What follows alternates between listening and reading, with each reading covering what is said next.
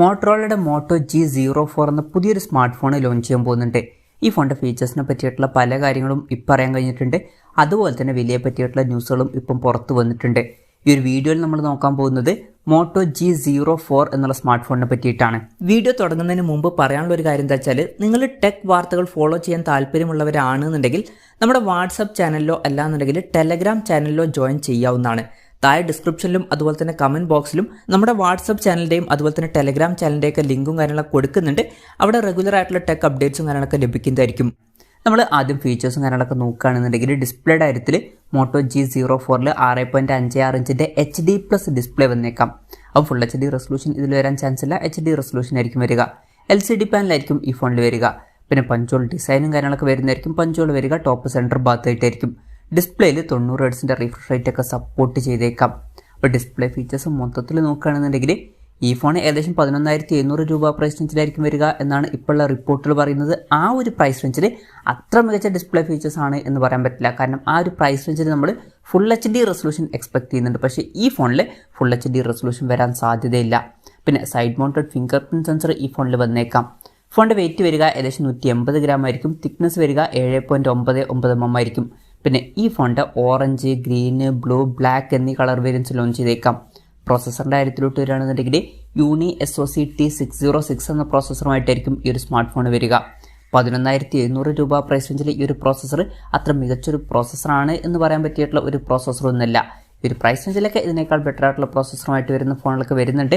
പിന്നെ ചിലപ്പം ഇന്ത്യൻ മാർക്കറ്റിൽ കുറച്ചും കൂടി നല്ലൊരു പ്രൈസിങ്ങിൽ ഈ ഫോൺ ലോഞ്ച് ചെയ്തേക്കാം. അങ്ങനെയാണെന്നുണ്ടെങ്കിൽ നല്ലൊരു കാര്യമായിരിക്കും. പിന്നെ 5G സപ്പോർട്ടൊന്നും വരുന്നില്ല. മാക്സിമം 4G സപ്പോർട്ടാണ് ഇതിൽ വരുന്നത്. പിന്നെ ഈ ഫോണിൽ 4GB റാമും 64GB ഇൻറ്റേർണലും വന്നേക്കാം. 3.5 mm ഓഡിയോ ജാക്ക് ഈ ഫോണിൽ വരുന്നതായിരിക്കും. ആൻഡ്രോയിഡ് 14 ബേസ് ആയിട്ടുള്ള MyUX സോഫ്റ്റ്വെയർ ഈ ഫോണിൽ വന്നേക്കാം. പിന്നെ ഈ ഫോണിൽ 2 കൊല്ലത്തെ സെക്യൂരിറ്റി അപ്ഡേറ്റ്സും കാര്യങ്ങളൊക്കെ വരുന്നതായിരിക്കും. ക്യാമറയുടെ കാര്യത്തിലോട്ട് വരികയാണെന്നുണ്ടെങ്കിൽ ഫോണിൻ്റെ പിന്നിൽ സിംഗിൾ ക്യാമറ ആയിരിക്കും വരിക.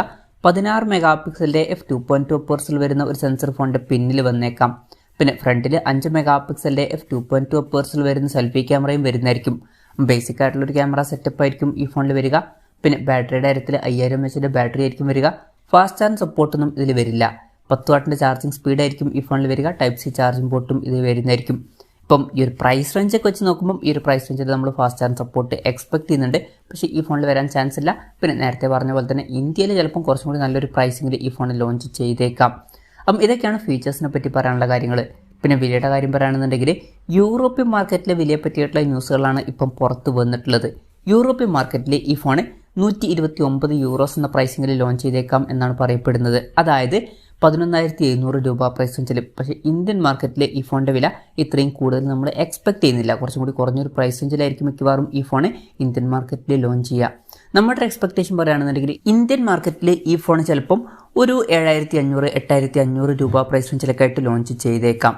എന്നാലും കൺഫർമേഷൻസ് ഒന്നുമില്ല. ജസ്റ്റ് നമ്മുടെ എക്സ്പെക്ടേഷൻ പറഞ്ഞു എന്നേ ഉള്ളൂ. ലോഞ്ച് ഡേറ്റിൻ്റെ കാര്യം പറയുകയാണെന്നുണ്ടെങ്കിൽ അതിനെ പറ്റിയിട്ടുള്ള ന്യൂസുകളൊന്നും ഇപ്പം പുറത്ത് വന്നിട്ടില്ല. അതിനെ പറ്റിയിട്ടുള്ള ന്യൂസുകളൊക്കെ വരുമ്പം അതിനെ പറ്റിയിട്ടുള്ള വീഡിയോസൊക്കെ നമ്മൾ ചെയ്യുന്നതായിരിക്കും. അതുപോലുള്ള വീഡിയോസ് കാണാൻ താല്പര്യമുണ്ടെന്നുണ്ടെങ്കിൽ ഈ ചാനലും സബ്സ്ക്രൈബ് ചെയ്യാവുന്നതാണ്. എന്തായാലും മോട്ടറോളയുടെ മോട്ടോ G04 എന്ന പുതിയൊരു സ്മാർട്ട് ഫോൺ ലോഞ്ച് ചെയ്യാൻ പോകുന്നുണ്ട്. ഈ ഫോണിൻ്റെ ഫീച്ചേഴ്സിനെ പറ്റിയിട്ടുള്ള നിങ്ങളുടെ അഭിപ്രായം ജസ്റ്റ് ഒന്ന് കമൻറ്റ് ചെയ്യുക. അതുപോലെ തന്നെ ഈ ഒരു സ്മാർട്ട് ഫോൺ ഇന്ത്യൻ മാർക്കറ്റിൽ നിങ്ങൾ ഏത് പ്രൈസിങ്ങിലാണ് എക്സ്പെക്റ്റ് ചെയ്യുന്നത് എന്നുള്ള കാര്യം കൂടി ജസ്റ്റ് ഒന്ന് കമൻറ്റ് ചെയ്യുക.